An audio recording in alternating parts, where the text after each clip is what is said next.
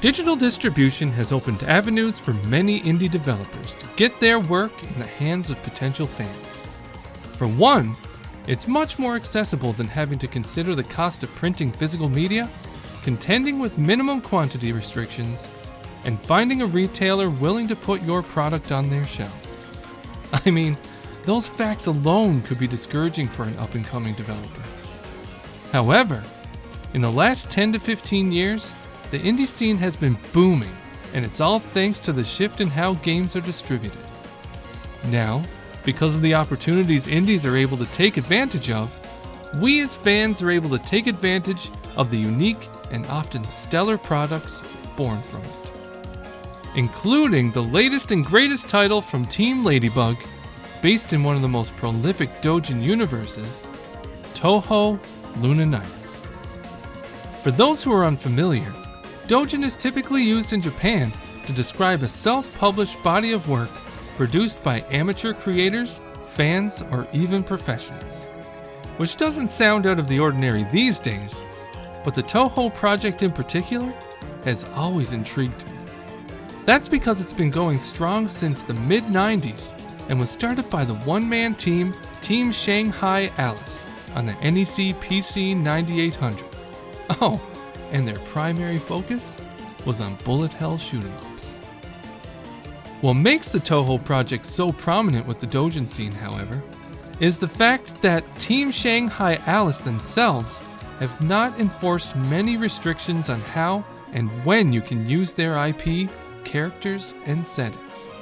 So, although there are upwards of 20 mainline Touhou games, there are just as many, if not more, fan-made projects, including Touhou Luna Nights, which was Team Ladybug's Metroidvania spin on the series with a healthy dose of bullet hell mechanics to tie it all together. If that doesn't sound like a game that's 100% up my alley, then I don't know what would. Setting aside, as a Metroidvania, you couldn't ask for more. Luna Nights has the exploration you would expect, secrets to find, items to collect, and leveling mechanics that allow you to learn fun new abilities as you progress through the game. Although the map may not be as diverse as what you would find in some of the heavier hitters in the genre, and there may not be the variety of enemies either, I really think the time manipulation mechanics found in Luna Nights truly makes it stand apart. That, and its intense action, fluid animations, and amazing sprite-based aesthetics. Similar to how the abilities worked in Time Spinner, you're able to use the time manipulation mechanics in Luna Nights to slow down and/or stop time, which can then be used to maneuver around enemies or bypass obstacles in the environment. That being said, I found that Luna Nights had a much more clever and satisfying implementation of these mechanics. You could do things like freeze a thrown knife in place by stopping time so you can line up a series of attacks, or use those knives as platforms to get to out-of-reach areas. Even the environments were built around this idea and offered satisfying platforming challenges, especially when they subverted your expectations. Throw in fervent boss battles that require you to weave around an onslaught of enemy fire, and you got yourself a high-action gem. Of course, Touhou Luna Nights isn't perfect, and there are a few annoyances. There's nothing game-breaking or anything, but as an example, as you defeat enemies, they'll drop gems, which can then be sold to the shop for items. The problem with that is that none of the items really seem that useful.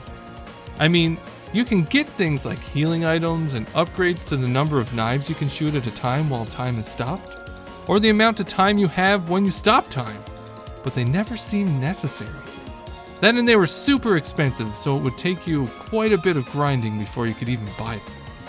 The other caveat was that if you held onto the gems, they would boost various stats, making you stronger. So you really had no reason to sell them and buy things from the shop.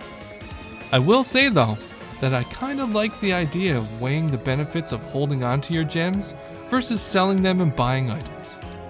So a slight tweak to the worth and usefulness of these items, or maybe even adding a greater variety of cool gadgets to use, would make all the difference. The only other thing that really bothered me was the spacing of the warp points, which made them feel more inconvenient to use than they should have been. That and the length of the game, which if you ask me, was a tad too short, but only because I wanted more.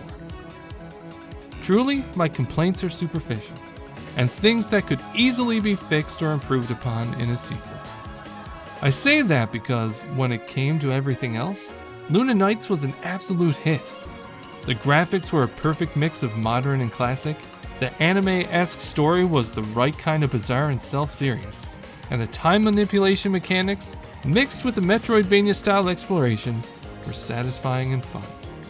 You did good, Team Ladybug. You did good. So, should you play Touhou Luna Nights? Well, the short answer is yes. And the long answer is, well, absolutely yes. I really do think that Team Ladybug did a fantastic job of creating a compelling action platformer that pulls inspiration from its roots as a doujin, but stands on its own as a finely crafted Metroidvania. The bullet hell aspects of Luna Nights may intimidate some, but the inclusion of the time manipulation mechanics really smooth out that difficulty curve, making the boss fights flashy spectacles that are easy to adapt to than they look. That, and they're a good way to impress your friends. So, if you're looking for a unique Metroidvania or action platformer to check out, I highly recommend you give Touhou Luna Nights a shot. And if you're interested in trying out Touhou Luna Nights for yourself, you can find it on the Xbox One, currently on Game Pass, and Steam. And if you like this video review, then consider subscribing.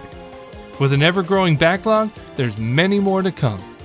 Or you can check out our website at backlogodyssey.com for more backlog shenanigans like written reviews and other gaming-related content.